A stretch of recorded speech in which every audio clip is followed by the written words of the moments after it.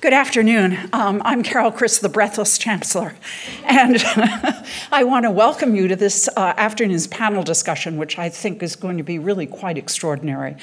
One of the first realizations that I came to when thinking deeply about free speech is that it's not a set of principles that you write down on a piece of paper, but rather a process of engagement that gives people in the community the opportunity to think hard, not only about free speech and our Constitution's protections for free speech, but the way it intersects, indeed conflicts, with other values that we might hold as a community. We hosted a panel on free speech that I moderated earlier in the fall. And one of the words, or two of the words, that came up really frequently in that panel discussion were injury and harm.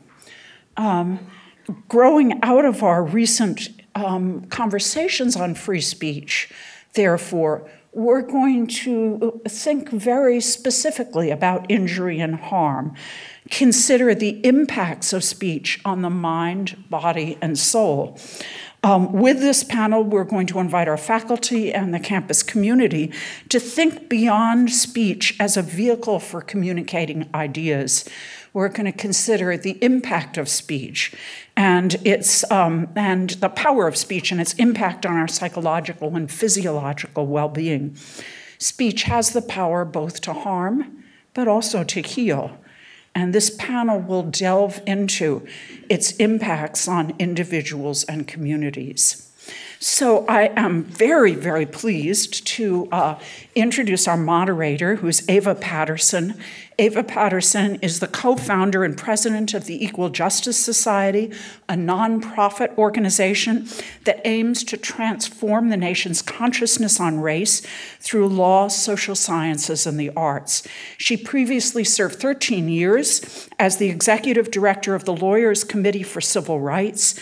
She's also co-chair of the California Civil Rights Coalition, which she co-founded, and which has led campaigns against Proposition 187. That was an anti-immigration proposition several decades ago, and Proposition 209, which is the anti-affirmative action proposition under which we operate today, as well as against the death penalty, juvenile incarceration, and discrimination against lesbians and gay men.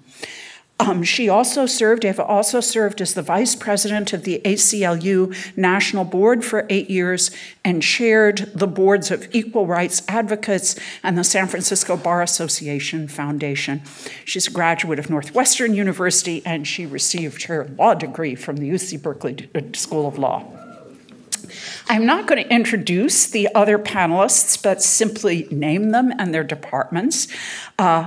Robert Bob Levinson, who is a professor of psychology, Rudolfo or Rudy Mendoza Denton, who's also a professor in psychology and associate dean for diversity in letters and science, Jeffrey or Jeff Nunberg, he hasn't arrived yet, I guess, is an adjunct professor in the School of Information, Vicky Plout, a professor of law and social science, and Look Sue, an associate professor of ethnic studies. So please join me in welcoming the panel.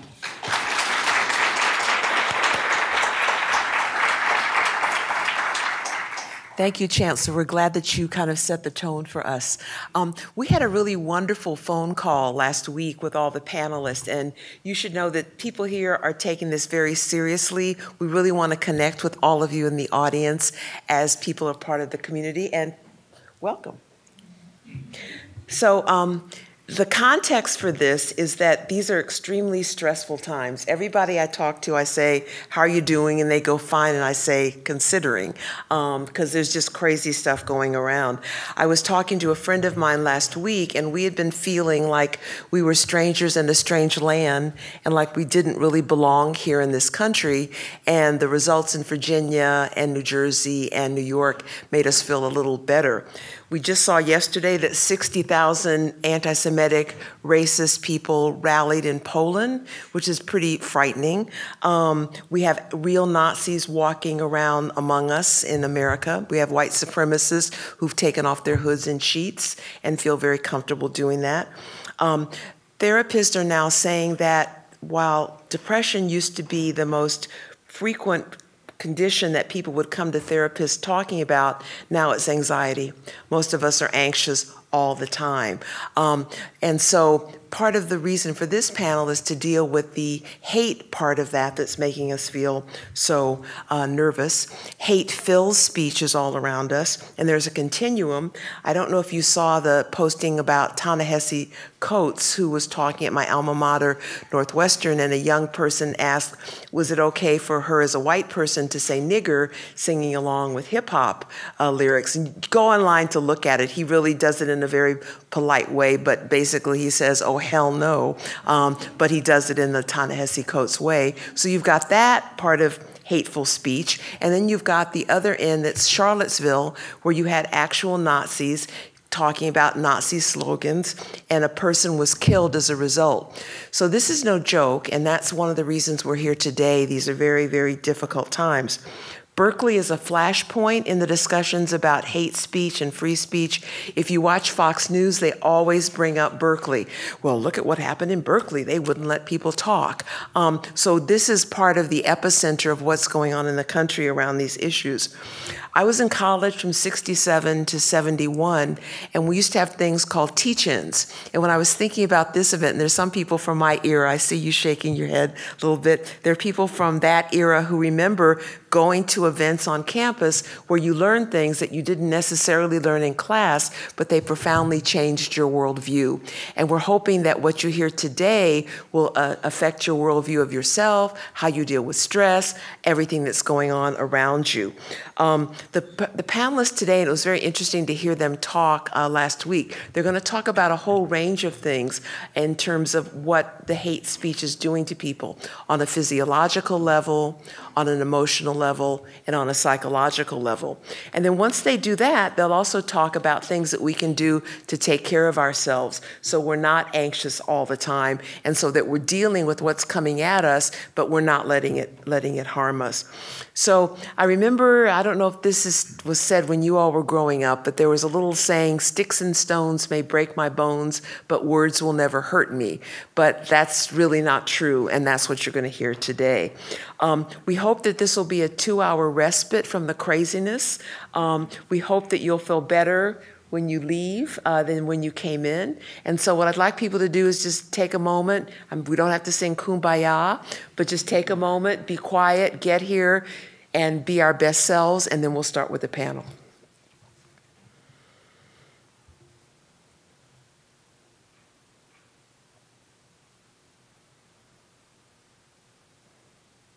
Okay, we're going to just march down the line on this. Oh, you guys tricked me. Okay, we're going to start with Jeff. We're going to start with, I'd rather, because I'm going to build on some of the things that... Then we'll start with Bob. So I'm going to talk a little bit about the body, and I guess we'll work up to the mind. So I have a few points to make about the effect that hate speech has on our bodies. The first point I want to make is that we are not helpless. We are the products of an evolution that has sculpted our bodies, our nervous system, in a number of ways that are exquisitely designed to help us cope with stress. And that you see that in the nervous system, in the neurohormonal system, and the processes of inflammation. There's a lot of evolution that helps us deal with awful things, especially awful sudden things that happen suddenly, that enables us to survive and go on. And that part of our body is so ancient that it really works quite well. However, that part of our body is not well designed for the kinds of stresses that are not acute.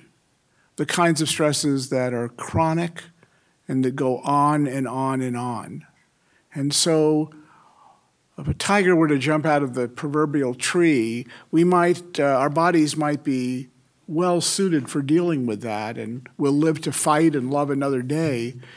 But if we live a life where we are concerned every day, every moment, if a tiger is going to jump out of a tree, if there are people we think are friends who really wish us ill, this is the prescription that our body is not really designed for. And we know from research that a body that is under that kind of chronic stress starts to break down. We don't do well. We get sick. We become more vulnerable. We make bad decisions. So I think in thinking about this whole issue about what we should allow ourselves and our friends and our students to be exposed to, we should keep this distinction in mind, that the things that are said and done with are much easier on our bodies than the things that are unsaid and that linger, or the things that are said over and over again. The second point I wanted to make is that our bodies are pretty agnostic as to what the source of the stress is. So I remember when I was first starting my own laboratory and when I just got out of graduate school, I did a study. And at the time, we didn't have very good human subjects protection. And so I thought, well, what's the most awful thing I could do to subjects to really study their bodily responses? And I was pretty squeamish about electric shock. So we had a study where they watched a countdown timer and it counted down, and then we gave them a fairly painful electric shock. And there's no question that that produced a huge physiological response. The comparison condition, the condition that I thought in my own naivete of the day was going to be fairly mild, was to have them come up and be criticized by other people. It turned out that the body response to that criticism was even larger, and it lingered for even longer. And so my second point is that, even though we think of the great stressors in life as being pain and loud noise and, the stresses of other people and being judged and being disrespected are actually just as potent. And they activate the same things that happen if you were to be in an environment where you're exposed to noise and pollutants and your body was to be, break down in that way. So how this relates to today's topic, I think, is that when you think about the bodily response to hateful speech, it's a bit of a nuanced issue. It might be the case that hearing hateful speech and then moving on is exactly the kind of thing that we're good at. And it may be the case that living in an environment where we don't know when we're going to be exposed, when we are concerned about people's bigotry and prejudice that's unexpressed, that might be the most difficult for us to deal with and the most destructive to our bodies. I don't want to trick anybody else, so are we comfortable with Locke? You're going next, and then Jeff, Vicki, and Rudy. Is that comfortable for everybody? Cool. Sure. Hi, I'm Locke Sue, and I'm going to take a different approach here. I'm not a psychologist nor a linguist. I'm a cultural anthropologist, so I'll be speaking more around the cultural processes, and myself being based in ethnic studies, from the perspective of how it's experienced by marginalized communities and the effects that it has on marginalized communities. So first I wanted to say that, at this current historical moment, we have to constantly remind ourselves that speech is always embedded in power. And one of my concerns is that what's been happening is that free speech is being misused by some to enact speech without accountability. And I think that's a real big problem here in a sense that it opens up the floodgates, to hateful speech, to such acts such as, harmful gestures and name calling and slurs of all kinds. And these speech acts are very much operating in the context of uneven power relations, and I think that's important to underscore here. That often when hateful speech is used against already marginalized communities, they act to further denigrate, to further demean, and to further disempower these communities. So again, to really think about speech operating constantly in a context of uneven power relations and to situate speech acts, within that. The second point that I want to make is really to emphasize that hateful speech, and this includes physical gestures as well as name-calling and slurs of all kinds are speech acts that always exceed, I think, the immediate context, the immediate moment in which they are uttered.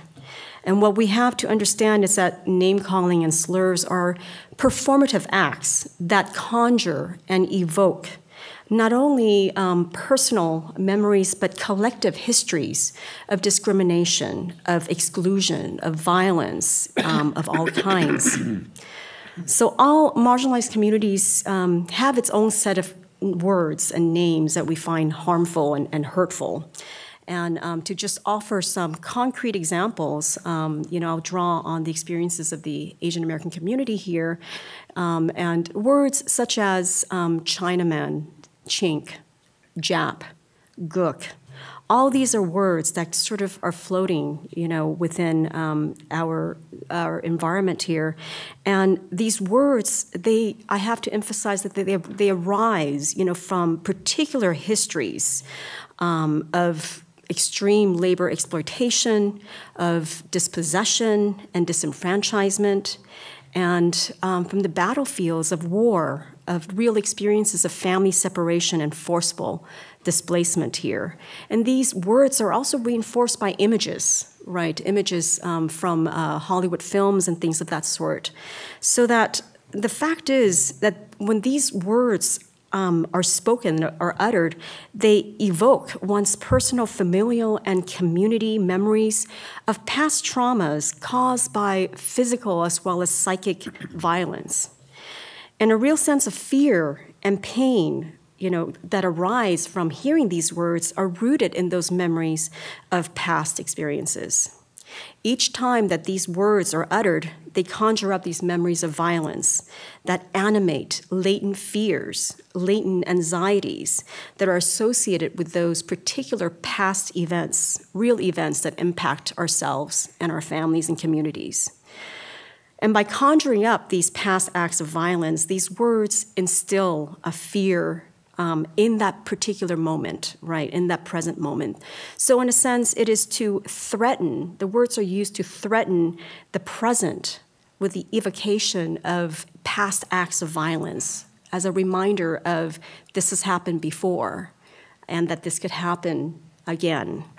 And this is the real power of these ethnic name-calling and slurs. The third point I wanted to make is that these slurs, when uttered, work to reduce the person or group of people into caricatures, right? In a sense, to make them, to strip them of individuality and to strip them of their humanity so that they can be subjected to further humiliation and derogation.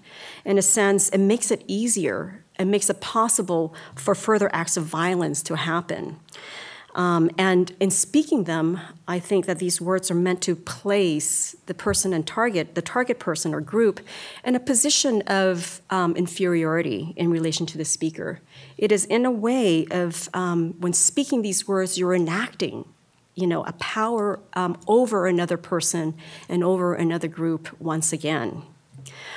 And I think there's a fine line between these spoken words, and real acts of physical harm. I think that those are so associated, with one another that it really does. It's a slippery slope that we are playing with here.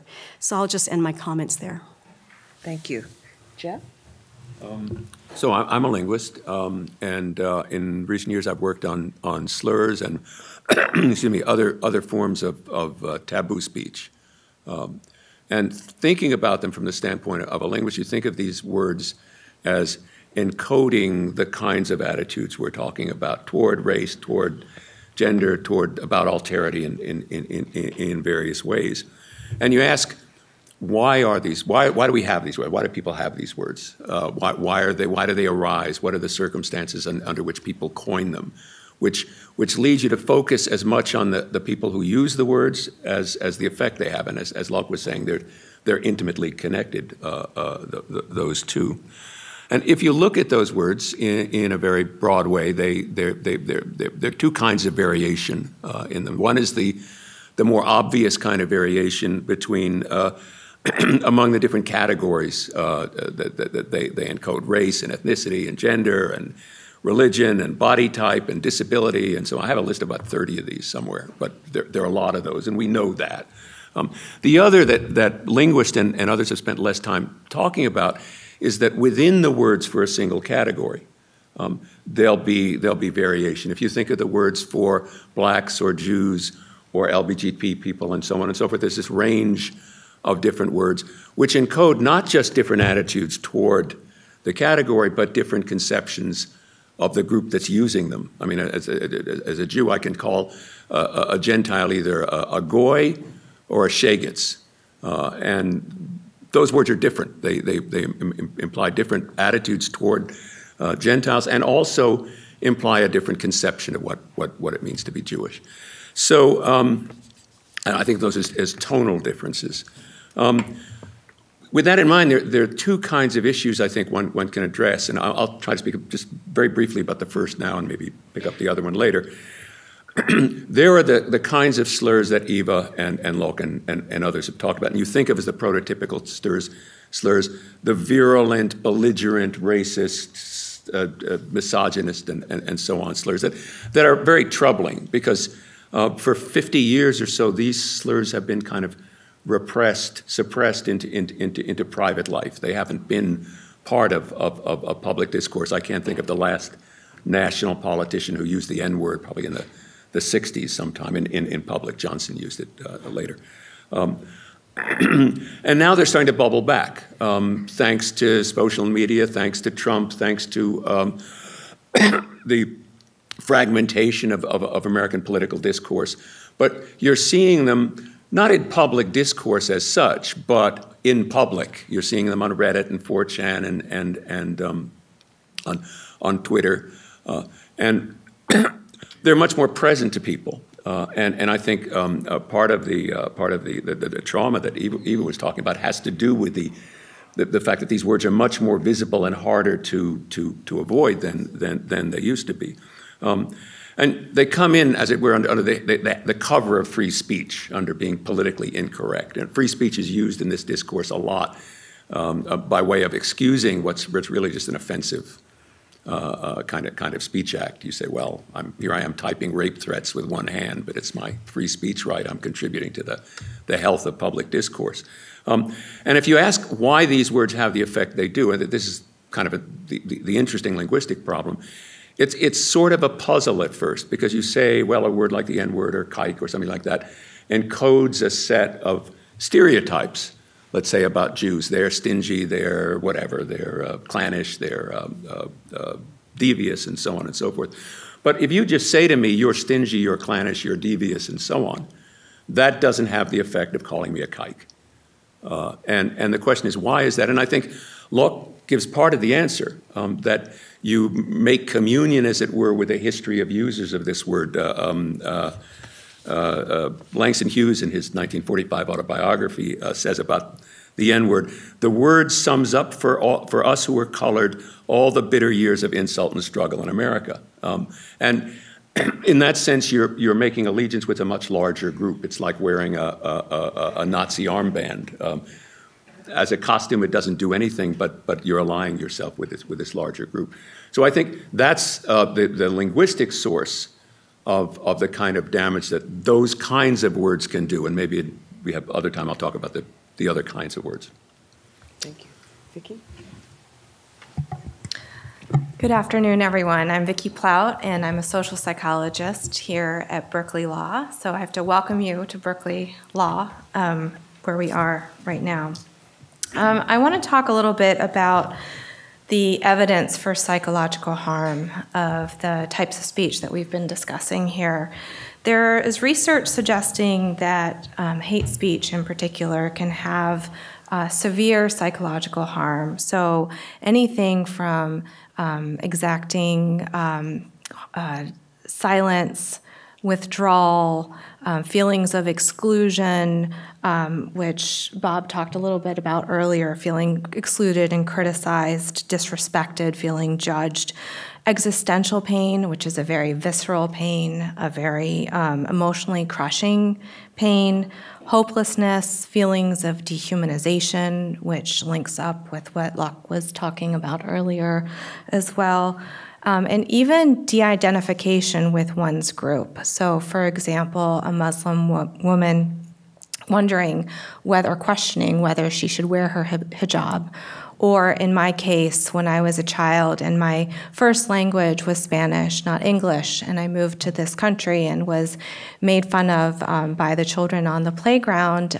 Yes, although sticks and stones can't break my bones, one thing that can happen is I can stop speaking Spanish to my mother. Even online speech can impact well-being and cause really horrible things like self-harm. And that's even when you're not confronted with the person. You're in an online interface. And I should also say that when, back to Locke's point about when speaking slurs, you're enacting power, the effects of the harm are not, the effects of speech are not only to create harm for the targets of this speech, but it actually creates positive effects for the people speaking the speech. In other words, some research suggests that when making caricatures of certain ethnic groups by people in power, the ethnic groups experience a decreased feeling of well-being and community efficacy, while the dominant group experiences a rise in well-being and efficacy. And then also looking at research on diversity climate in higher education and in organizations, we know that discriminatory speech and perceptions of hostile climate shapes people's sense of belonging, of whether they fit in, belong, are similar to others, should stay in the environment. It shapes people's decisions about what to major in, about whether to stay in that institution. And it's very important to understand that this mechanism is not about whether people feel confident in their abilities. It doesn't damage their confidence. What it damages is their feelings of belonging. The second point I want to make is about what's called the intergroup empathy gap. And this really speaks to our capacity as a community to either heal or not heal. People suffering from of people from groups other than our own elicits less empathic responses from us, and this occurs even at the neural level. One of the consequences of this is that marginalized people, so for example, people of color, their pain is often discounted relative to the pain of whites. And it's important to understand where this fits into the whole picture. A reduction of empathy can augment collective hate, and collective hate can open the doors to increased dehumanization, which in turn creates less empathy, and the cycle continues. So intergroup empathy gap is my second point. My third point is a very simple one, which is that if you're experiencing any of these psychological harms or have experienced them in recent months, in relation to the events that we are convened here to discuss, or are otherwise feeling other psychological effects, distress, anxiety that Eva talked about earlier, know that that is not atypical, and you should know that it's not you, it's the environment. In other words, there's nothing wrong with you. There's something wrong with the situation. Thank you. Thank you, everyone, for being here and for taking the time to listen. I think I want to the very first thing I want to do is acknowledge the fact that even though I'm up here with this distinguished panel, I myself feel a lot of anxiety and just a lot of confusion around these topics. So we've been, the topic has been one around sort of hate speech, but the panel and the broader discussion is about free speech. And then that space, where is it free speech, is it hate speech, which one is, just puts me in a terrible mood. Because I sometimes feel like there's no easy answers. The experts themselves sometimes don't agree. I read and I still feel this hole in my stomach. And what that reminds me of is to bring up the analogy that we began with from Bob Levinson of the tiger. It's one thing if you know that there's a tiger that's coming to eat you, and that's sort of an acute chronic stress. And then there's a dimension of if the tiger may or may not be there. That's not just low-level stress. That's being in a state of ambiguity, of not knowing and a lack of certainty. One of the things that we know about how we function is that we prefer certain outcomes over sometimes even when they're worse than uncertainty. What uncertainty produces is a state of chronic vigilance in your environment, chronic acute levels of chronic and higher, I should say, levels of stress, because the body is constantly looking out for that noxious outcome that may or may not happen. So taking it back to our own campus here, it's very difficult, and thank you, Vicki, for helping us recognize that I'm not the only one who's feeling this. But I suspect that part of what's happening here is that we're in a precarious position as a flashpoint in Berkeley, where we have a free speech movement cafe, and we are the birthplace of free speech, and yet we have these speech acts and provocations that don't feel like free speech. What happens to so many of the communities that are targeted in these spaces? It creates precisely that state of ambiguity. Does this mean that I actually don't belong here? Does this mean that the university actually endorses these ideas under the guise of free speech, and you don't think so, but you don't really know where you stand, particularly, as Locke mentioned, in relation to the broader history that some of these terms conjure. That's partly why I'm so thankful for this panel, because it helps me disambiguate the value and the value of where we stand as a community. And in my next round of comments, I'll talk about this, the very act of coming together to reaffirm our values. In a minute, we're going to talk about what we might do to deal with this, but just bear with me for a moment. I'm from the 60s, and in the 60s, we read Hermann Hesse, Siddhartha. We liked him. I don't know if you even know who he is anymore. But there's this one book he wrote called Magister Ludi, or The Glass Bead Game.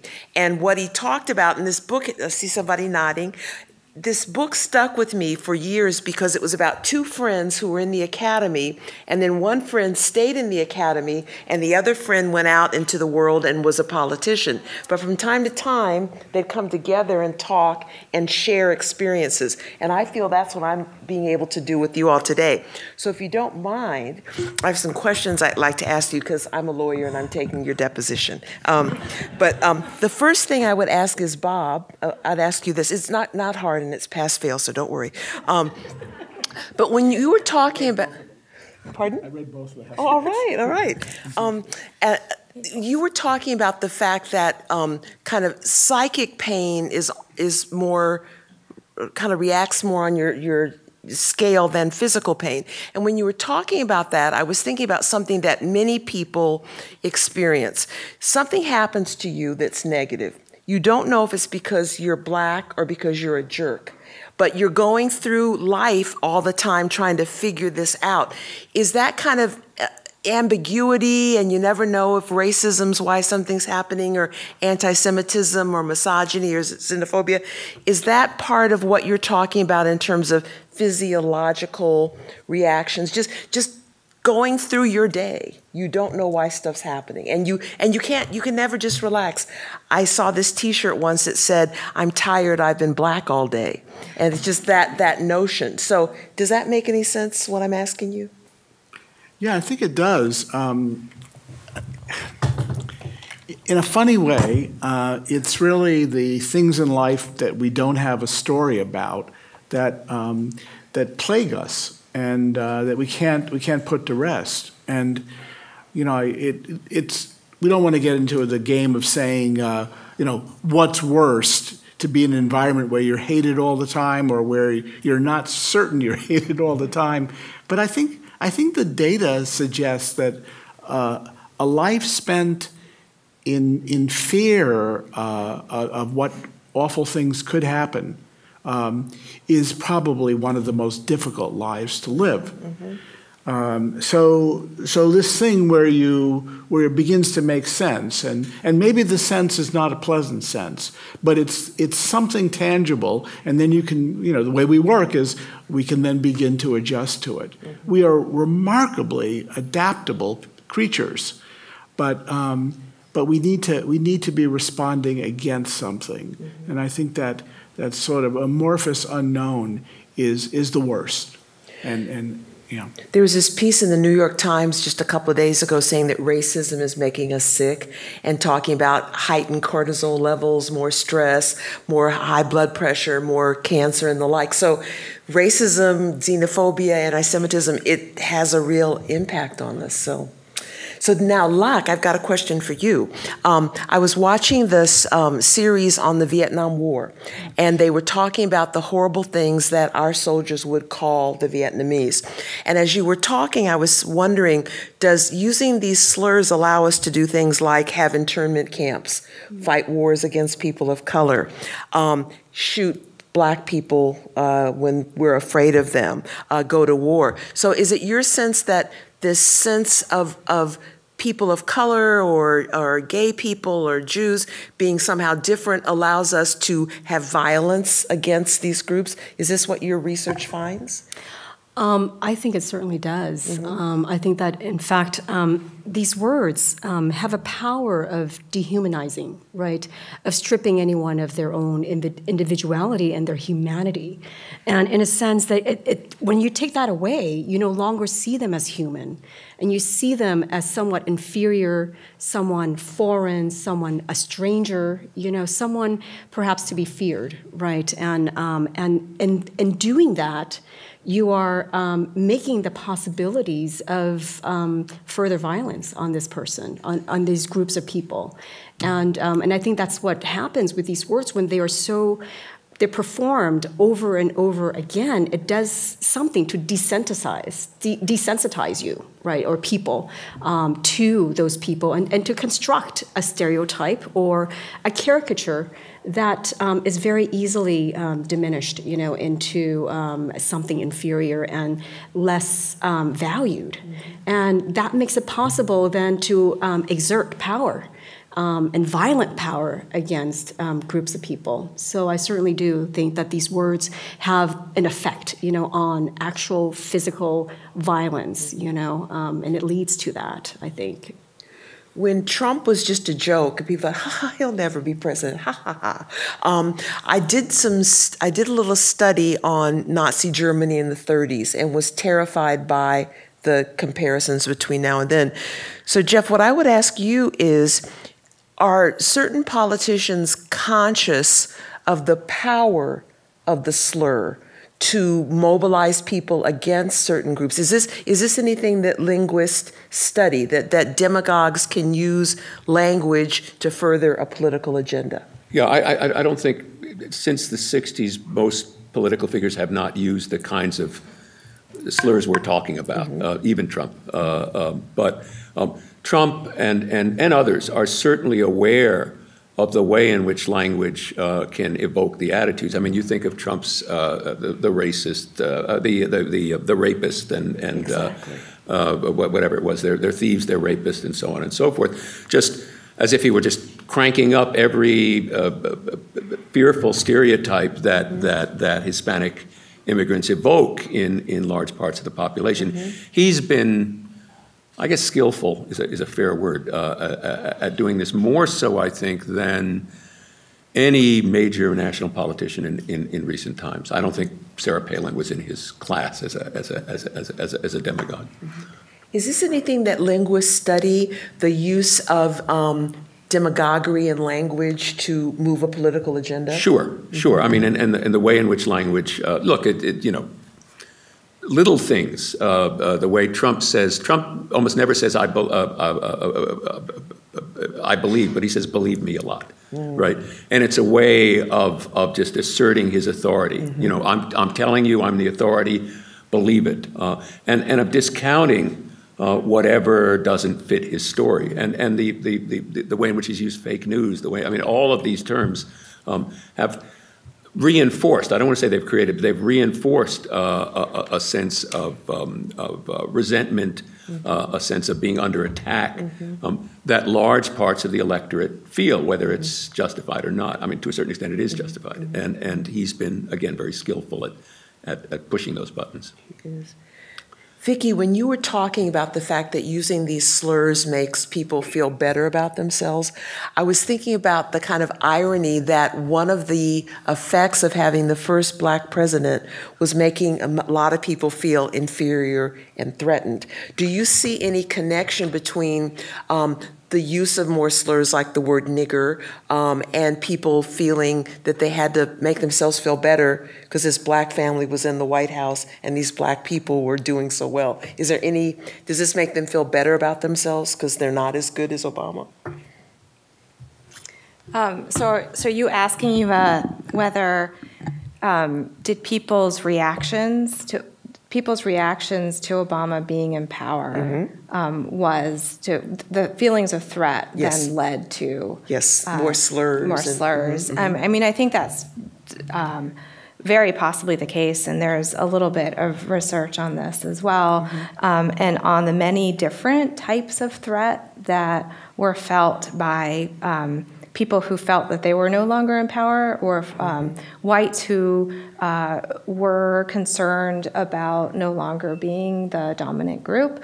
So there's, just to list some, there's demographic threat, symbolic threat, realistic threat, belonging threat.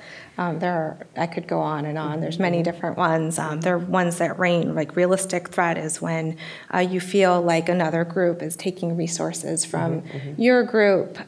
So saying that you're worried, for example, about jobs and other resources. Symbolic threat is worrying about your group being threatened by another group in terms of your identity and your culture, your group's identity and your culture. I think we've seen both of those in display. Feelings of prototypicality threat or demographic threat, worrying that you'll no longer be the prototypical member of your institution, organization, or population in the country is another one. And all of these have been tied to prejudiced reactions. I was on a panel with, I'm going to say her name wrong, but she's another faculty person, Arlie. Yes, and she said in her book that some of the people in Louisiana thought there was this line and that people of color were getting ahead of the line. And so that would, I guess, lead to negative feelings about people of color and women and the like. And so people might have to compensate by calling us nigger. Rudy, you said that, and I'm going to go back down the line for what do we do about all this, so you guys can get ready, guys and girls can get ready. Rudy, as you were talking about the fact that hate speech is connected to free speech, I feel hate speech is connected to racism, misogyny, anti-Semitism, xenophobia. And what you seem to be describing is PTSD. When you were talking about what you feel, I was going, this is PTSD. This is what veterans feel. Do you feel there's any validity to that diagnosis for what we're going through? You know, I wouldn't want to put a clinical term on the experience of anxiety and fear, but there is definitely a sense in which the physiological system goes into a chronic threat mode from trying to protect itself from these noxious stimuli, which I call. So imagine, for example, if you are an arachnophobe, and you step into a haunted house, your level of threat goes through the roof, and you're likely to jump quite far when you see perhaps a spider, but perhaps just a dot on the wall kind of thing. And this is the kind of thing that happens. And so again, it's this issue of you're not quite certain of what it is, but it could be. So again, this issue of ambiguity that's driving this sense of an inability to rest and to feel at home. I should mention that this kind of ambiguity has a differential impact. If you are differentially impacted by this kind of speech, that sometimes that's not always clearly identifiable as hate speech, it bugs you, and it not necessarily PTSD, but certainly like a recurring sort of thought in your head, and that gets in the way of academic achievement. It gets in the way of belonging. It gets in the way of doing what you came to the university to do. And I feel like somewhere in that argument, there is this. I think of the idea of the First Amendment is okay, but if it interferes with educational outcomes, then we have reason to believe. So there's something here about how some of these events are distracting our students from the work and the educational excellence that they came here to achieve. And the tragedy is that it's happening at differential rates, differentially to different populations. On our call last week, we talked about, okay, we're going to lay out this parade of horrors, and so what do we do about it? And one thing we thought we needed to do was to take care of ourselves. And when Rudy was talking, I was going, well, how I cope is Haagen-Dazs. That's my remedy, my go-to remedy. Not very healthy, but it feels good. So why don't we just go back down the line as we started? And so what do we do? Bob, what can we do?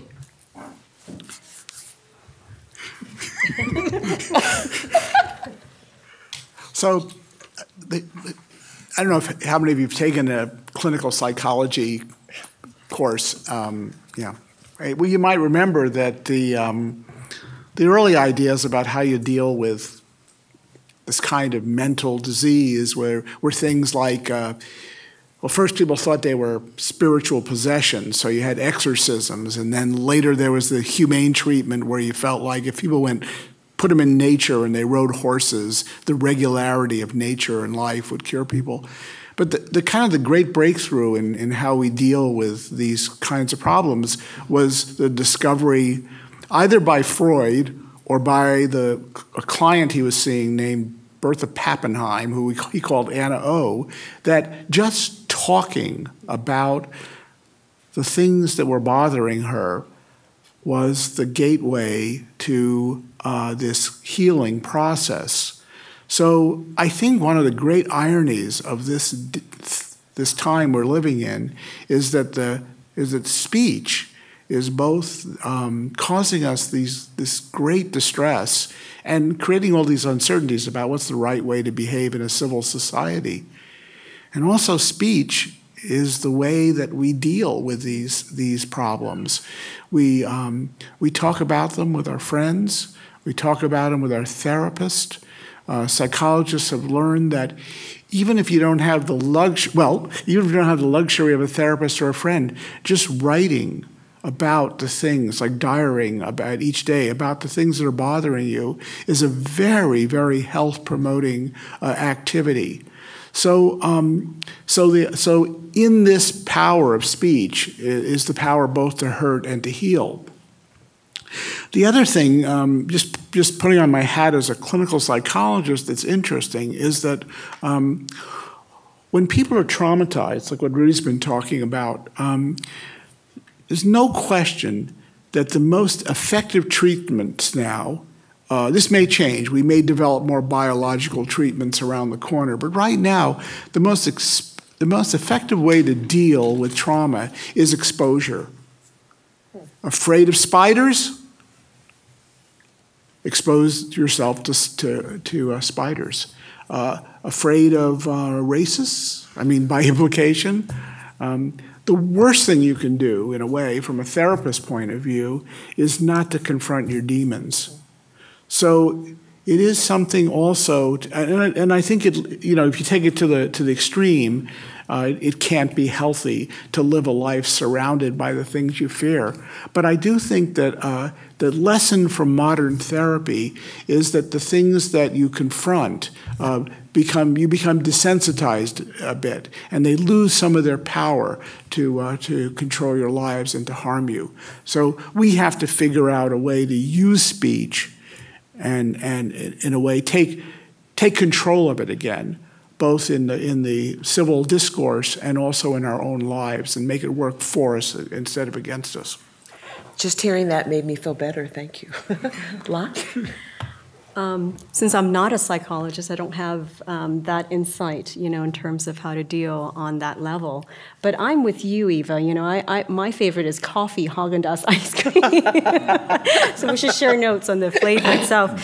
I mean, honestly, I think I've, in doing a lot of the reading among social movements organizers, I think there's a real sense of feeling the stress and the anxiety, of the times, and being overworked, and constantly trying to represent, to organize, to mobilize, to respond.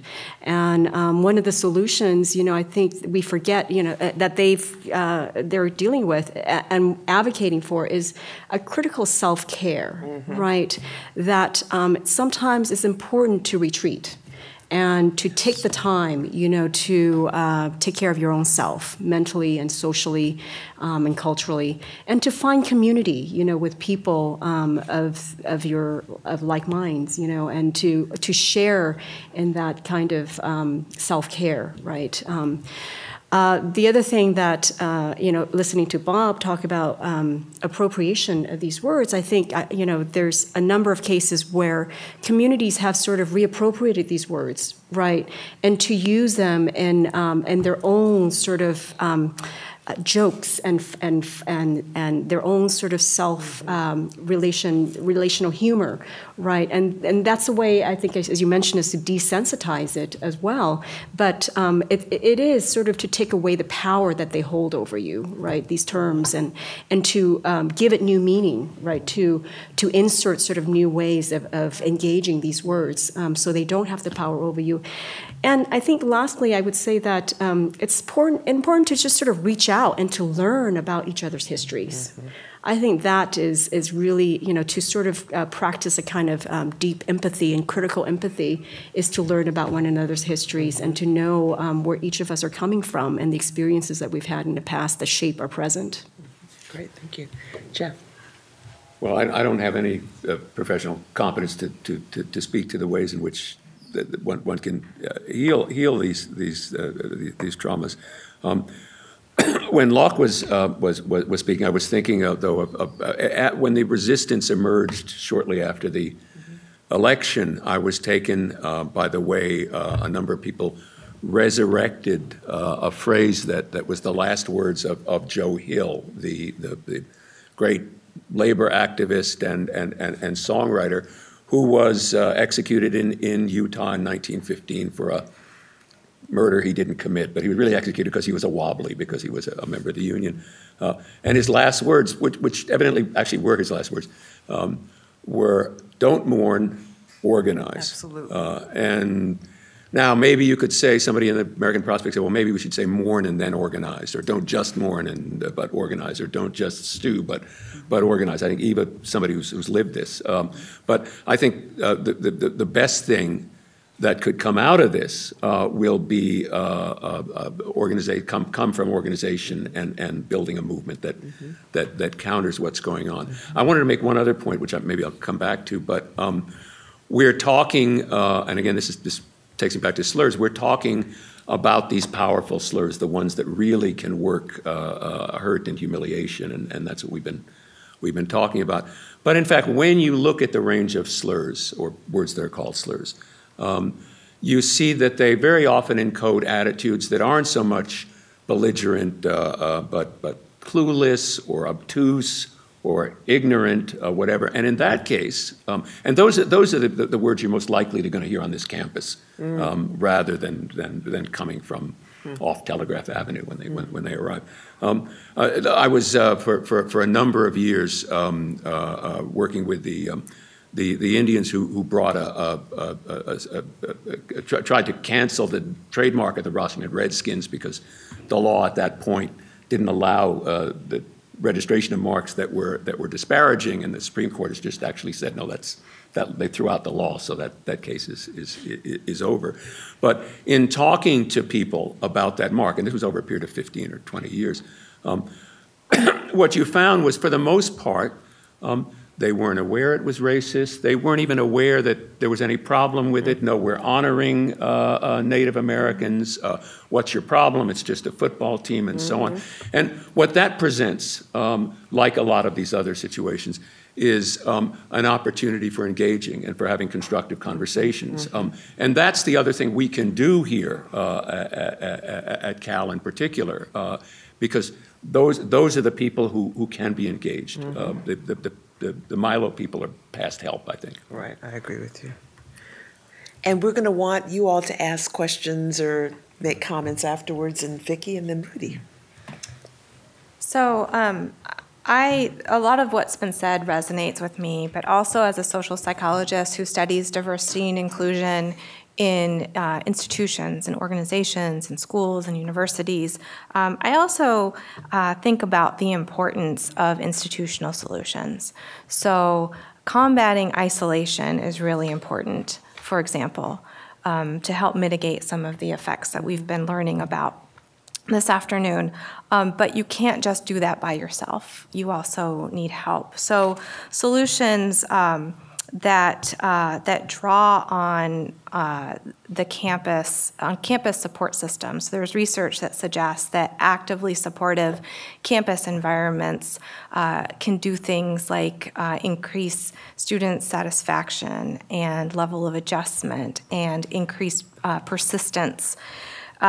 Practices not only like culturally responsive counseling and mental health services, but also support structures, outreach programs, mentoring programs, connecting faculty, students, and staff, and having structures that help to connect faculty, students, and staff around these issues. And support structures also diminish feelings of marginalization. We could also think outside the box, or outside of just supporting current concerns. So if you use best practices to recruit and retain a diverse student body and diverse staff and diverse faculty, then you're also contributing to a campus environment where all students can thrive. Also raising awareness or providing fora where awareness can be raised about history and bigotry and some of the stories that were being told earlier by Locke and other panel members. And then finally, to draw on what Jeff was saying, the importance of constructive conversations so that speech doesn't just become a free-for-all, but having spaces where people can tell their stories and focus more on mutual understanding, or at least listening, and not just on persuasion. Great, thank you. Rudy? So I want to share one of my favorite cartoons that I read many years ago, and I still really remember, from The New Yorker, where you have a doctor in a white coat, and the patient is sitting there receiving a big box, and the patient says, "Doctor, prescription strength ice cream." So I'm down with that. I personally like Talenti salted caramel, just FYI. I want to make a case for what I observed happening in Boston when there was a white nationalist rally. I don't know if you remember that. It was maybe a couple of months ago. But there was a white nationalist rally in Boston, and then what ended up happening is there was an alternative rally, and it was like 10 times bigger, that it essentially like drowned out the white nationalist rally. And I really was moved by that showing of community and the power of establishing where the majority of the voices and opinions lie. And I hope that we can think about that, the power of that statement, the statement of numbers. I think we have a community here that is very much in agreement with a particular set of values and norms. And one of the strongest ways in which we can influence the behavior of individual community members is by making our norms and our values clear. That's why we have the norms of community. That's why in certain classrooms you set norms. You set norms at the beginning of class. And it's really like up to each of us to understand that it's very difficult to speak out and speak up when people break those social norms, because we don't know if we're the only ones who are we going to rock the boat, et cetera, et cetera. But each of us is a steward of the social norms that we care about. So, as I think came up in the last panel, the answer to free speech that hinges on hate speech is more speech. And speech that helps set an alternative reality that disambiguates where you stand within your community. Outside of that, relying on friends and others to help you understand that you're not alone in your perception of reality, your own anxiety. And then finally, an often overlooked emotion in the intergroup domain, which is quite simply the emotion of compassion. And that doesn't mean paternalizing. It simply means being able to have empathy and compassion for another human being and what they may be going through. Sometimes that includes people who may say stuff that sometimes is hateful, but sometimes is said from a place of ignorance. So I suspect that when we talk about having productive conversations, it's often about having teaching moments where we need to overcome our personal emotion and our personal hurt to try to help others come together to value the same things that we do.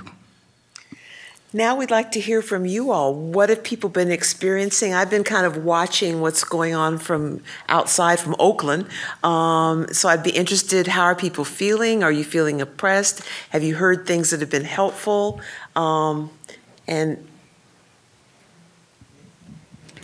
Hi, I'm Kathleen. Hello. I'm feeling a number of things, as I'm sure everyone is. One is interesting. I was here at Berkeley undergrad 30 years ago, and as I was a fledgling rhetoric major, I actually wrote a paper comparing assault under tort law to hate speech. And my TA on the paper wrote, "You sound like one of those black nationalist types," and marked me down. Whoa. So in part, there's something very meta about all of this. So now I teach at Stanford. Tomorrow, Robert Spencer is coming to campus to speak, and there is a rally happening at the same time against Islamophobia. But there's this context, and I'm not even sure where my question is, but there's this context of Junot Diaz came to speak last year. His video was up online, then Stanford pulled it down, which students feel was content-wise, and then now they're feeling like the policies at Stanford would actually permit them to say, no, Robert Spencer, you cannot come speak, but now he's coming. And so there's this sense of inequity that I'm not sure how to, and people who are staff there are also feeling that way too, but it's like I'm not sure how to support that. Obviously, in a lot of academic settings, it's very white, it's very male, and so there's already this context versus Robert Spencer speaking at Howard or something like that. So I'm not sure where all that fits. I know we're talking about individual words, but then there's this whole other animal, and I'm not sure what should be. Everyone's trying to figure out what is the best approach to support students as in addition to ourselves. May I ask you why they pulled Junot Diaz's video down? I think the formal explanation was because there hadn't been a release or something, but then he said yes. So I don't know. How odd. So, comments? So just to clarify, you mean Richard Spencer, or is there Robert Spencer? Tell us about Robert Spencer, please. He does Jim Watch. Mm-hmm. Oh my. How are you feeling about all that? Are you going to be out on the street? I mean, I'm hoping to be there just to have my face there, supporting students. But I'm also, I feel with them that they're, to some extent, if you're in an environment that people are already feeling endorses a supremacist perspective to some extent, then I think it starts to add a layer to that. Versus if you were in a place where you felt like, oh, everyone has an equal voice and everyone's voice is equally celebrated. And you know what I mean? Like, then it may not have the same impact in that way. I mean, for me, I'm not exactly an optimist about the world or human beings. And so I'm not actually that much more devastated that Robert Spencer is coming. I'm just like, yeah, right? So for me, I'm like, it's sort of, yes. I hope this isn't a Cal person hating on Stanford, but Stanford, it's not a safe place. It feels like there might be supremacist people there. I'm not challenging you. I'm just kind of shocked. I would say that there are people there who feel that that is an element. Wow. But in the sense that there is supremacy, right? I mean, that it's not the hoods and robes. It's the sense that there are, and you know, the bell hooks, patriarchal supremacist.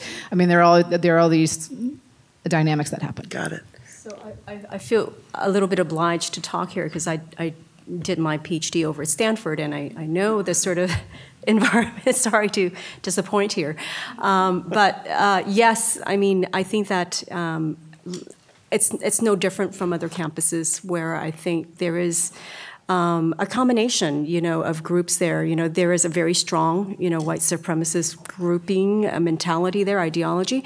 But I think also coming out of there is a very strong leftist progressive movement against this. I remember reading in the Chronicle of Higher Education, I think David Palumbo Liu in the Department of English is one of the key people who's been very vocal in coming out and speaking against white supremacy there. You know, I think might be part of an emerging sort of Antifa group, you know, or whatnot at Stanford. So I think there are people, absolutely, you know, at Stanford, as in any other institution, that would be supportive, you know, of this, you know, this counter movement, right? So I think you need to find community amongst those groups and find community among the people and to organize, you know, and plan ways to address this. Yeah, I mean, it's much more about the students in these conversations with students. It's not really about me. It's about the way the students are feeling and how to best address them. But yes, having them try to find community is certainly. Other panelists? I'm happy to speak to my own feelings around this, which is, you know, we've had similar events in Berkeley at Berkeley and similar questions, and you know, to me, and you brought up Antifa, and to me that the trying to shut down a voice that you do not agree with by force is, to me, counterproductive. It's essentially negative attention, and there are people who will say that's exactly what they want so that then they can play the victim, et cetera, et cetera. I keep coming back to this notion of organizing a bigger rally, and so not just at the individual level, but, you know, I think I keep hearing this, and it really, the onus really falls, I think, on people who have the power to get the message out and get the message out loud and clear. Like, we are going to have this alternative alternative rally. Not that we've done it here, because it's very hard to, when there's so much commotion going on, and sometimes there's police force, and and those can get watered down. But the power of the collective movement, as much as I would think that at Stanford there are nationalists, I'm sure that there are people here at Berkeley too. Even people who are like, well, it's free speech, and I will die defending free speech. It's sort of like that's where sort of the compassionate education comes in. But just to reiterate the point I was making earlier, a strong showing of solidarity gives a very clear sense of what the predominant norms are. I don't know that you or I necessarily have the power to organize that, and we can do things within our small communities to affect change. But something big, I think, sends a clear message. Also, just to, so I'm also a Stanford PhD. I would say sometimes we try to figure out what's the perfect solution, or how can we best support the students, or what's the organizing that we can do around this. And we sometimes forget that small gestures can also really matter. So I wouldn't lose sight of that as well, that sometimes acknowledging to students that you're a resource at the very least, and then also talking to your colleagues about acknowledging to students can go a very long way. And this may be moving into kumbaya territory, but when the white supremacists were going to come and they were going to march really close to the Jewish temple in San Francisco, there was a huge interfaith gathering. It was fabulous. Everybody was there. And by the time the interfaith session was over, the white supremacists had left and weren't going to come. Also, I think the people in San Francisco were going to put dog poop on the outside, so that may have had something to do with it as well. But I think there's something important about standing up together and just saying no, not necessarily from a place of hate, but just, not here. So. My question is particularly about sensitivity, not just the connotation of the liberal snowflake, but really talking about there are a lot of people who feel my generation or people today are just simply sensitive, and you hear professors talk about how they have to walk on eggshells. And I'm just wondering what you think, is there validity? What's the right approach to this kind of thing? Should we have tougher skin, kind of like Mr. Levinson talked about facing the problem? Does intent matter? I could say that if a professor read aloud, a white professor read aloud Huck Finn, I wouldn't necessarily think they were racist, but I would have a knee-jerk reaction to that. How does this all come into it? Can I ask you to say a little bit more, because I'm not sure I completely understand. Is it how do professors act, or how should students be? No, just kind of a societal idea of should we... I'm trying to say that there's this idea that we are, as a generation or as people today, too sensitive. Yes. We get offended too easily. Got it. And what is the right approach to moving forward?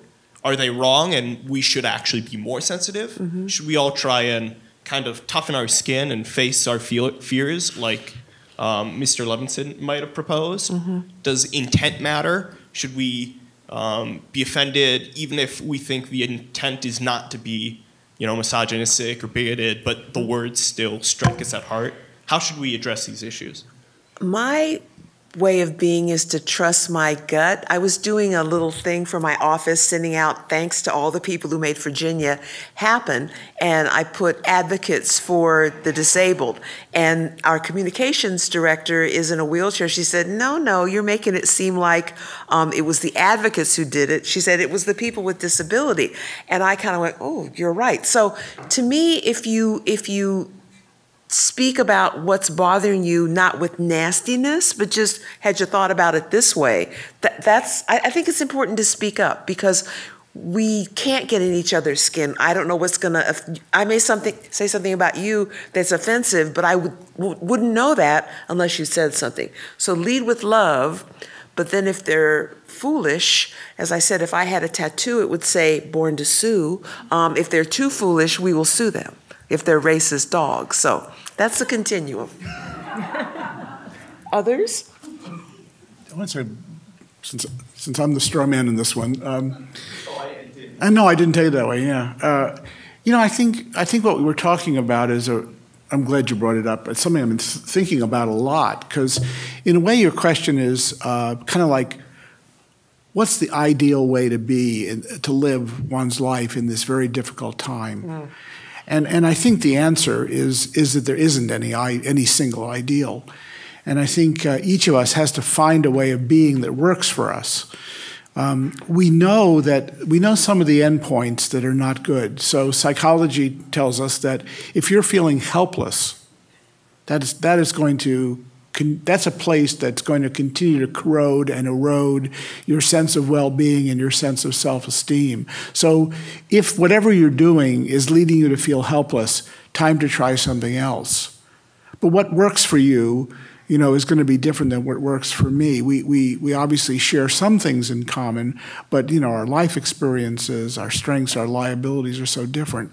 So I think that's one piece of this that we're all going to struggle for, and that is finding the way of being that works. When I was, I hate saying this, but when I was your age, for me, the salvation was in organizing and being active, which has come up a couple of times. Just not being passive.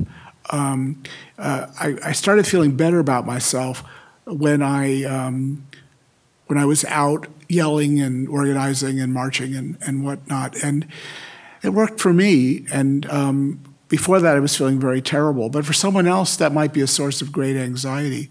But I think you have to sort of say, how do you feel with your level of sensitivity? Are you feeling good about yourself? Are you feeling good about the progress you're making, the contribution you're making? If you are, you're just sensitive enough, But if you're not, time to try something else. Don't get locked into, you've got lots of options, and I think what works for you is going to be different than what works for me. Maybe. I can. Please. Yeah, I think it's possible to be too sensitive. I don't think it's possible to be too aware. Let me explain what I mean. There are speech acts that are just purely offensive. There are others, as I mentioned earlier, that are clueless or obtuse or ignorant or whatever. And those, if you bristle at those, you're missing the opportunity to engage. I mean, I was just writing about the word tribal, which has been very big I'm going to make it my word of the year. It's been very big in political discourse. People talk about the tribalization of America, and this is not just people on the right, this is Robert Reich and so on and so forth. And some people object to the word tribe. We've got an ethnographer here who knows quite well. Object to the word tribe and to the implication that tribal has of primitiveness, of loincloth and bone necklaces and so on, the colonial overtones to the word. And clearly most of the people who use that word, Reich or Jim Fallows or so on and so forth, are not resonating to that. But the response to that, and just because I happen to be working on this word, isn't to bristle. It's to say, look, think about this for a second, look at the history of this word, think of other words you might use, herd mentality or whatever. There are lots of other things you could say. So I think awareness is crucial. I think with sensitivity, you want to call your shots. It depends.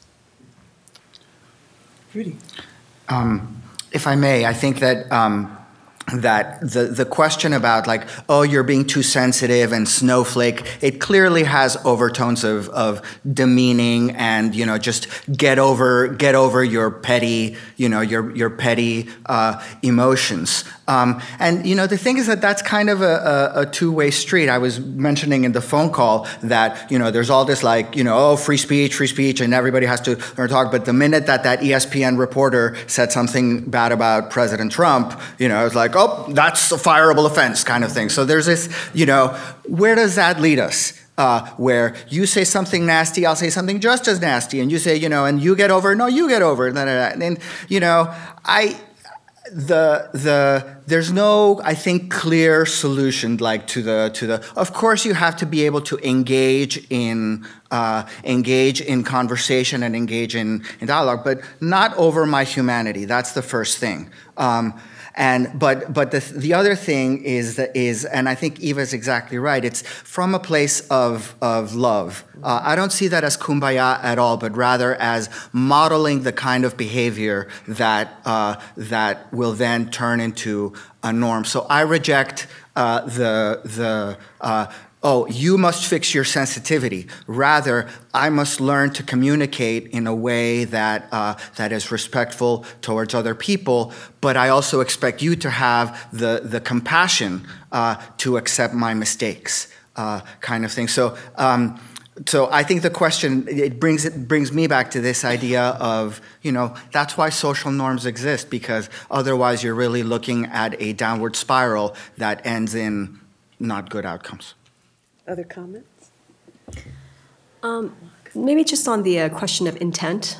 I think that intent matters, but I think focusing on the consequences is more important.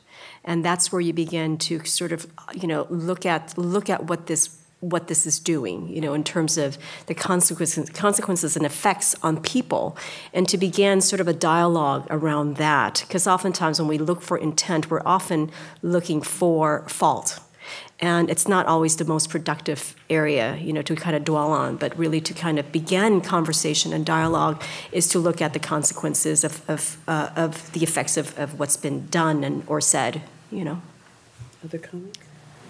Yeah, so I think this is the type of thing, maybe going back to what Bob was saying earlier, that everyone has to make their own decisions about and figure out what they feel comfortable with. And there's another reason for that, which is that the onus is often on the targets of these topics and of these slurs and of discrimination to educate others.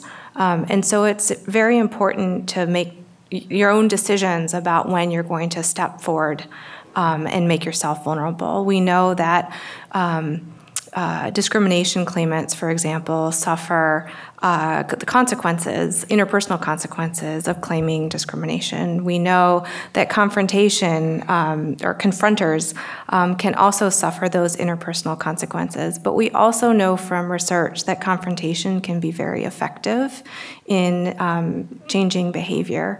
Hostile confrontation and low hostility confrontation seem to have equivalent amounts of effectiveness. So then I would say go with what the panelists were saying earlier and maybe use low confrontation styles or love styles, love confrontation styles, confrontation with love styles. But always go back to what you feel comfortable with, and because it's not your responsibility, but if it's something that you feel comfortable doing, then it can be effective. There's one other thing I would say, and sometimes if you call a professor out in his or her class, as with any human being, people are going to get defensive, and so it might be helpful to go privately after class and bring it up. So yeah. Hello. We'll come to you. Hi, my name is Randy, and first, I consider myself pretty fortunate to get a degree here at Berkeley, so I do hope that Cal beats Stanford for the first time since 2009 at the big game this Saturday, number one.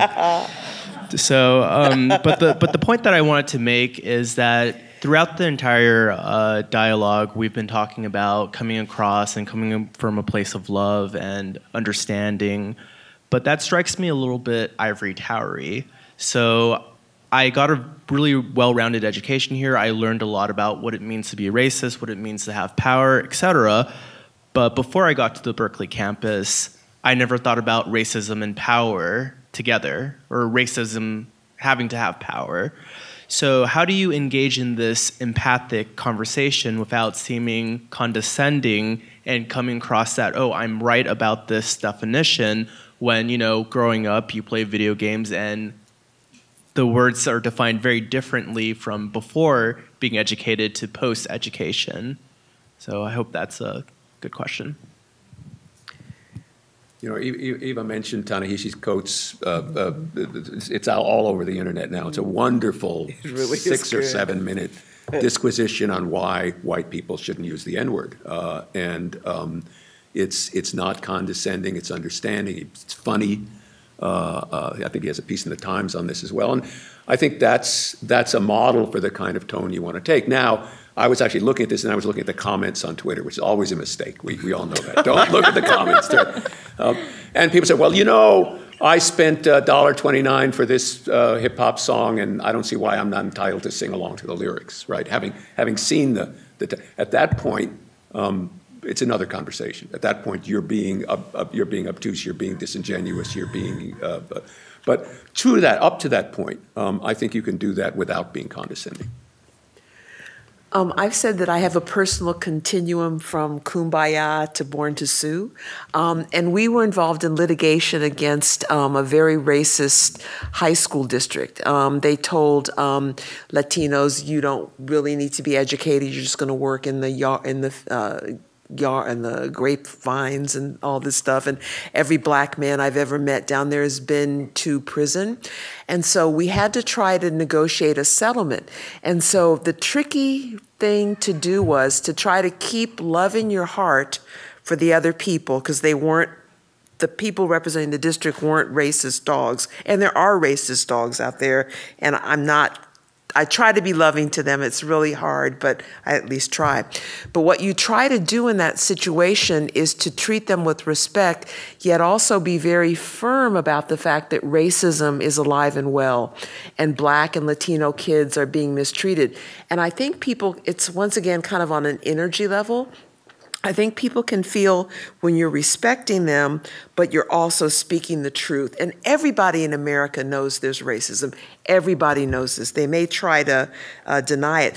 A guy named, I can't remember his name, Andrew Hacker at one of the schools in New York asked his class years ago, if you knew at midnight you were going to be turned into a black person, how much money would you need? Now, if we're in a colorblind society, people go, money? I wouldn't need any money. In fact, my life will be better as a black person. They're going like 1 million, 2 million, 3 million. Everybody knows there's racism. So if you can engage people from a place of love and respect, but also fierceness, that's how I move in the world. And it tends to work, not all the time. It tends to work. Other folks? Yes. I wanted to circle back to this sister's, the very first question, because what I heard in your question was similar to a question that I have, that I have myself, which is the role of the institution. And so, in so much as students feel like the institution sanctions hate speech by insulating speakers, paying for security and such, what are the possibilities for healing, right? When you are in an environment in which you feel like the environment itself, the institution that you are supposed to belong to, actually condones this behavior, and it's incongruent, which, like Dr. Mendoza-Denton said, incongruent with the norms and the values that they profess, but their actions themselves speak directly against that. How do we heal from there, independent of the self-care that we do? What's the institution's role? I feel I'm going to take a risk here. Is that how you feel here? To a certain degree, yes. And you feel that the institution is actually supporting and propping up racist dogs? Yeah, in so much as, so when we're walking around campus, right, and we see police everywhere with guns, it's difficult to counter these huge collective counter-protests, right, when you have this presence.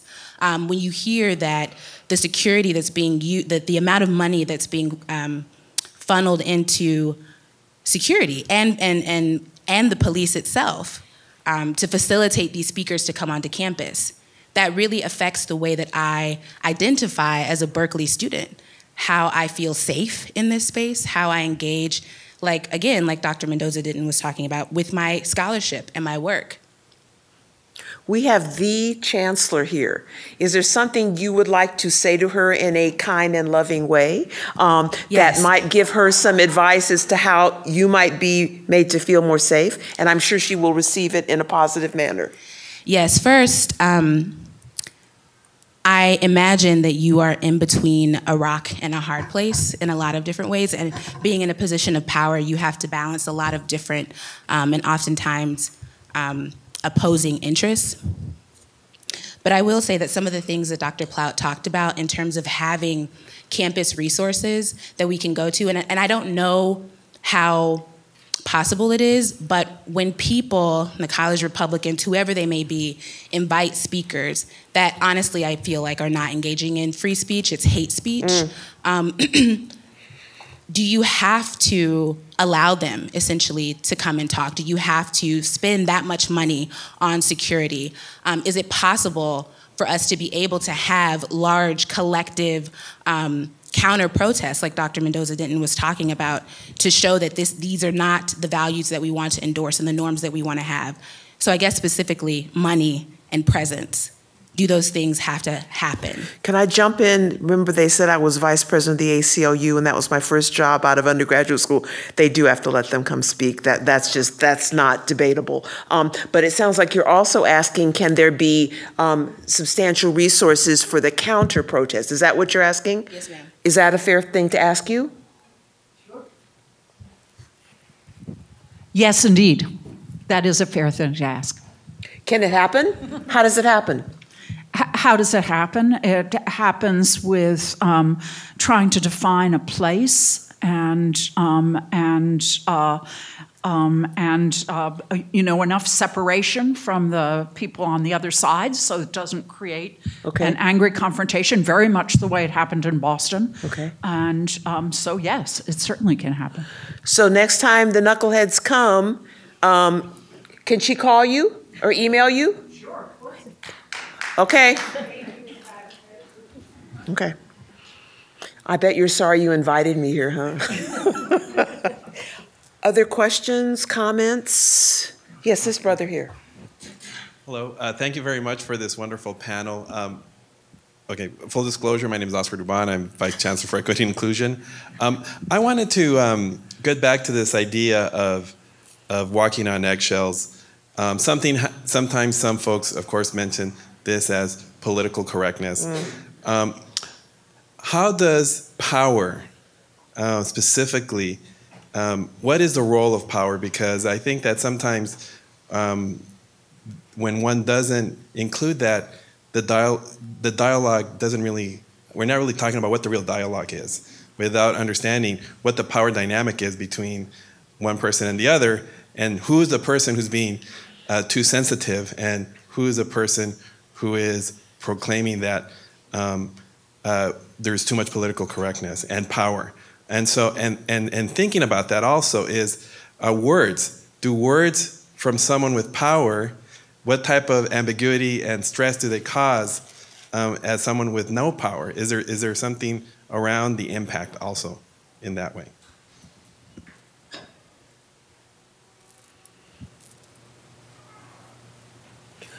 Ooh, I think if somebody with power is saying some bad stuff, that's going to freak you out because you wonder, will I have my job? Will I keep my place in the institution? It's going to make you feel bad physiologically. So is there more you want to ask us? I'm trying to understand.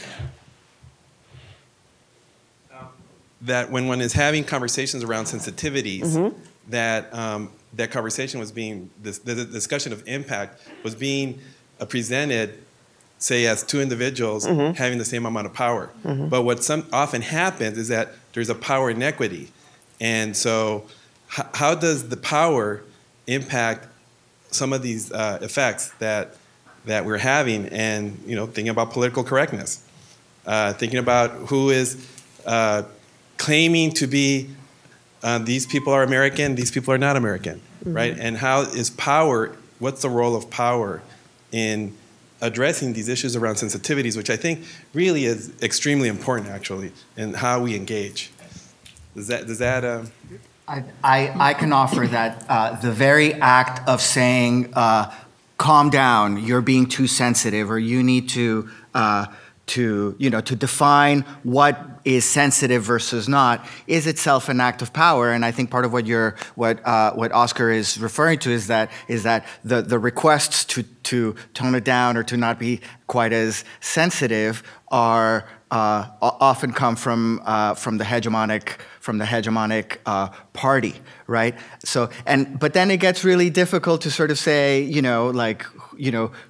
well, maybe you have the power, and that's why I'm saying that, et cetera. Like, or no. So I keep coming back to this idea, and just to circle back to Randy's idea, I'm not talking about love as a kumbaya blind thing. It really is. It's a moral stance from that's loving, but it's also firm, that sets a standard and a norm for how to address each other. So it takes a lot to recognize that you are being insensitive, and especially if you're in a position of power, because suddenly you're being confronted with all of that. So why don't you want to offer sort of the like, well, maybe we should all be more sensitive or something like that. But I just keep coming back to this idea of, at a personal level, we try to keep eye contact, say please and thank you, and it sounds so trite and so proper, but that's why we have social norms. Other panelists? Yeah, I think that there's a way in which all of us are situated, within different axes of power, right? The different categories that we occupy, race, gender, sexuality, all of that place us in a particular subjective positioning, right, when we're speaking in the various contexts, right?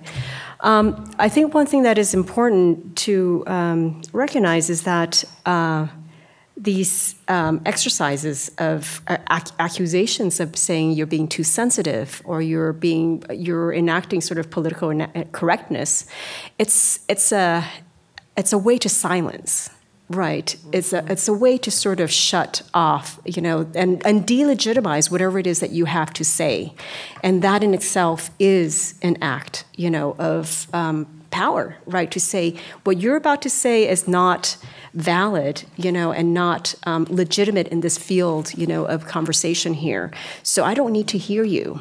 I don't need to listen. I don't need to take into account what you have to say, and I don't have to act upon it, right? And I think that's a real concern, especially when you place that within this field of multiple axes of power, right? And you have to recognize where you're positioned vis-a-vis the speaker or the spoken, right? And that becomes much more nuanced and complex. But I think at any time we need to recognize how power operates, in this complex web of relationships, and when it is being done, what is it actually doing? What is the function, in silencing and delegitimizing?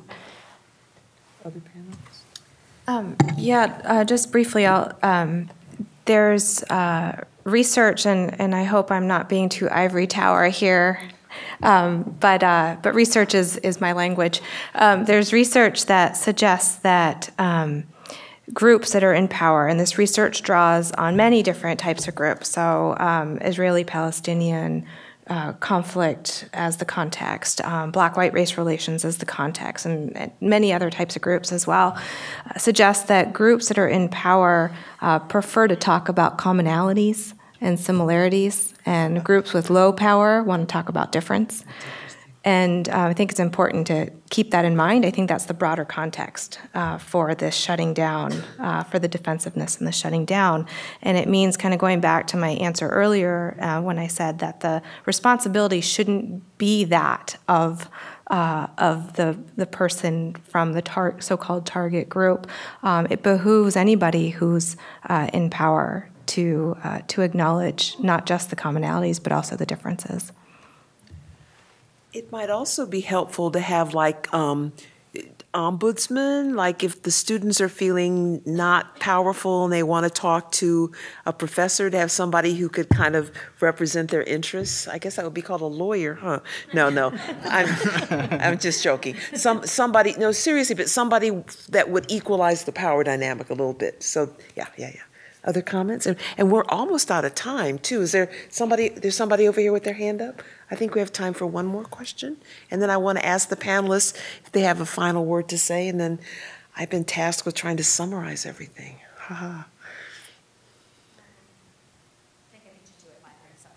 We can do two more. We can do two. I was just wondering if the panel could reflect on the word climate.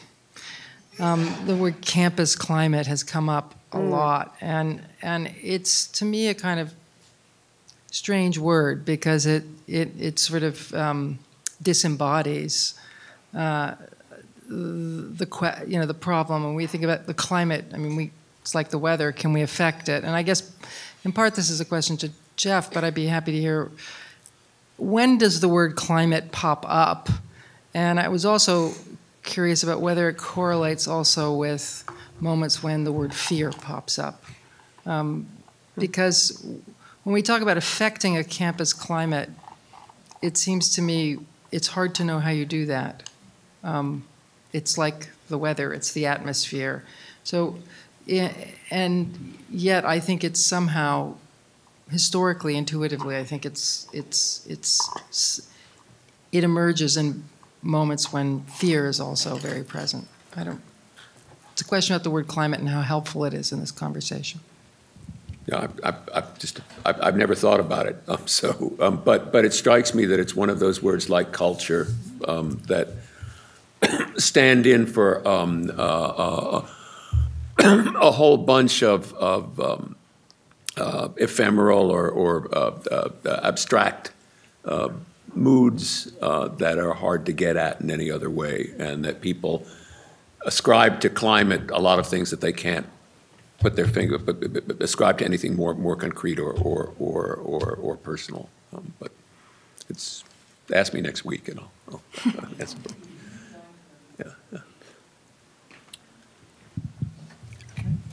Good evening. Really eggheady in response to Carla's question.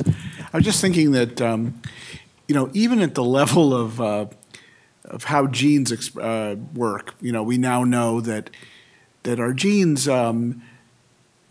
We used to think of them as they're kind of set in stone, but that's not how they work, and they are expressed in the context and the environments that they are exposed to.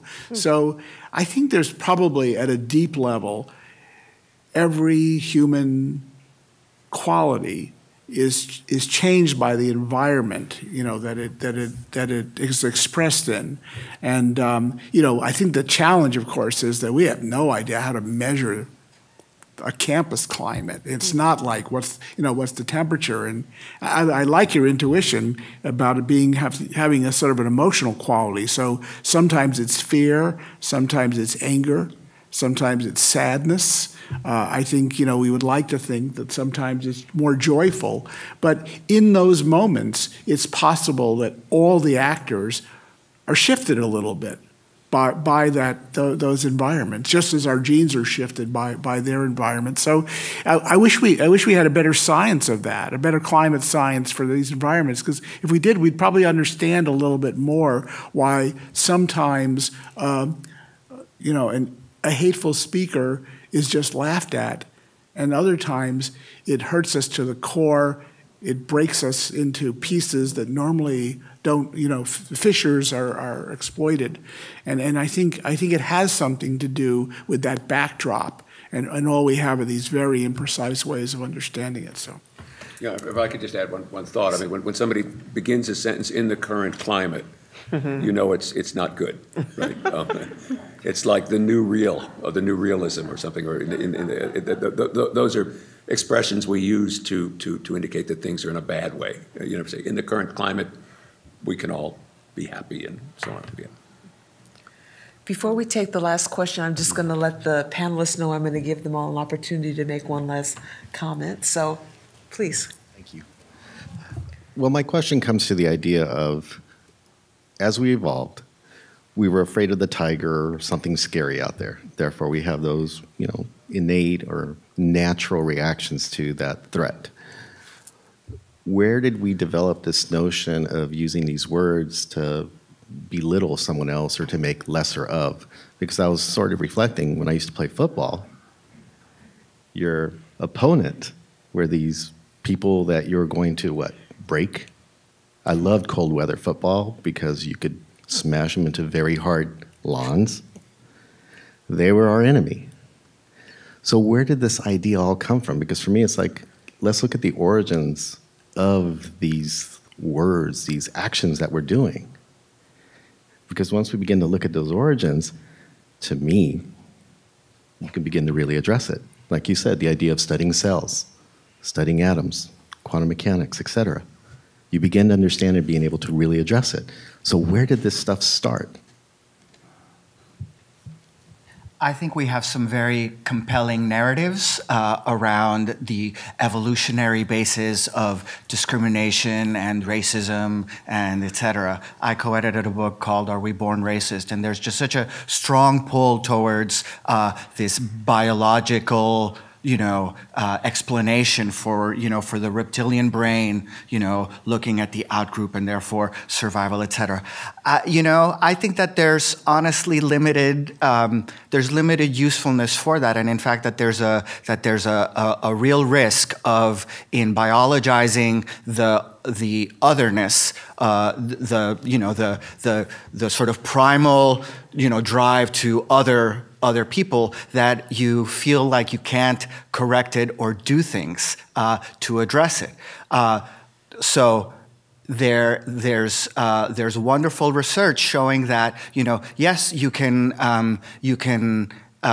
you look at the red team and they're your enemies, but then you can also go out for a drink afterwards, assuming their lungs are intact, and really bond with them. Never mind that if suddenly the neighborhood that presumably you're playing with comes into attack or something, and then the aliens come and suddenly you're one big human race, and so there's this.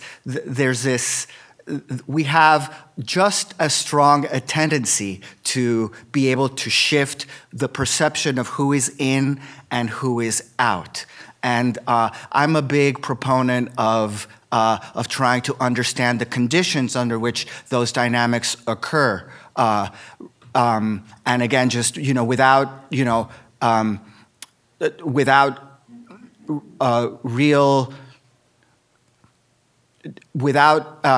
negating the power of the evolutionary narrative, I do want to put that asterisk about the risk of making it feel like it's innate.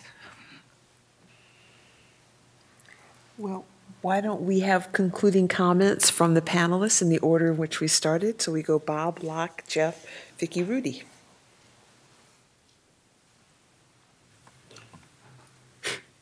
Well, I have two thoughts. One is, why do so many people eat ice cream when they feel bad? and the other is, that kind of occasioned by your comment that, one way of looking at language, I think of like George Lakoff's thinking about it, is a lot of our language is a way of coming to terms with what's going on inside our bodies, and that a lot of it's important, I think, to realize that these are powerfully felt things that people are living through now on both sides of every issue, and that the language often is a reflection of what's going on inside these primitive biological systems, and it arises as a way of trying to make sense of those experiences. And so sometimes that can be useful in understanding where another person might be coming from. But that's how we work, I think. We have these very primitive systems that are grinding away and dealing with the environment, and then we have this big brain that is making sense of it. And even in hard moments like that, I think somewhere in that interplay are some really useful insights about what's happening to us and what's happening to the people around us. It's hard to think about concluding comments, I have to say. Well, I mean, we live in an unprecedented time, of a very divided nation and very divided world. And I think we feel it here, as we see it happening in the government and in other places. And I would hope that we can all rise to the occasion and work toward a better tomorrow. I hate to sound kumbaya about it, but I think there's a lot of work to be done. And I think we have to put our hearts in the right place, be genuine and sincere, and to really work together struggle, to produce something that is for the better of the, for our future and for future generations. Thank you, Jeff. Yeah, I just want to come back to a point I stressed before, because it's terribly important and vital to confront these basic antipathies and the divisions, the social divisions that are really riven the country. Locally, I think we want to look also at smaller divisions. I was saying that there are a lot of attitudes that fall short of the kind of virulent racism and xenophobia and misogyny that we're concerned about, that are much more abroad in a place like Berkeley. Attitudes, for example, about mental illness. Rudy's written about the language with which people describe mental illness. Attitudes about class. I'm very struck by the fact that no fraternity in America will have a ghetto theme party anymore. They've learned that lesson, or a south of the border theme party. But they have white trash parties all the time, and the guys wear, wife beater shirts and black out a couple of teeth, and the girls pile up their hair and so on. And it doesn't occur to them that this is a word that historically, as a phrase, historically has had as much power. It's one of the 3 oldest slurs in American English, and it doesn't occur to them that kind of class dynamic is as pernicious as these other dynamics we think about, and so on. Attitudes about disability, that you're likely to find much more misunderstandings about in a community like Cal than about the kind, as I say, the kind of virulent racial attitudes, which are going to be fairly rare in this particular community. And if we're looking for local conversation, the things we can address immediately in this context, those may be some of the places we want to look as well. Vicki? Yeah, so I think it's important, especially in this largely individualistic culture that we live in, that we always keep in mind that you can't just take off your identity. So implicit in the comment earlier about you're being too sensitive, or calling students snowflakes, is the idea that people can just take off their identity, and they don't. We don't do that anywhere. Nobody does that. No one takes off their identity. Your identity follows you everywhere, and it becomes salient or less salient depending on the environment. And along with that, I think it's important for institutions to remember that they signal both intentionally and unintentionally to people whether or not they belong. And this is very fundamental. So Jeff's comments reminded me about class, reminded me about a study that was conducted at the University of Virginia, where first-generation college students literally took up less space in the university. Like, they literally made their bodies smaller compared to continuing education students. There was something about the environment that was communicating to them that it wasn't fully their space, that they couldn't take up that space, that they shouldn't use the public spaces of the institution. So with that said, I would just implore the Chancellor and the Vice Chancellor, who I have a lot of faith and confidence in, to help to continue to support whatever efforts we can that consistently signal and provide belonging to all of our students. Rudy? I'll second that notion, and in addition, I think to all the institutional work, reminiscent of your first comment, which is what can we also do as individuals. Let me also note that in addition to the institutional efforts, and this is something that has been constant in my comments, each of us has a responsibility as a steward of those community values and those norms. and many of us in this room are also educators at different levels. Some of us, towards undergraduate, some of us towards graduate students, some of us towards junior faculty, and so on down the line. There is real social change. We were having a conversation about this in the educational enterprise, and as Vicki is reminding us about the need to belong and the need to reach out, there's something really special about being able to know somebody's name or being able to say, hey, I noticed that you didn't come to class today. Little micro affirmations as opposed to microaggressions, really do matter for changing those norms just a little bit. And sometimes you'll be the only one who is doing that, and that takes a lot of courage.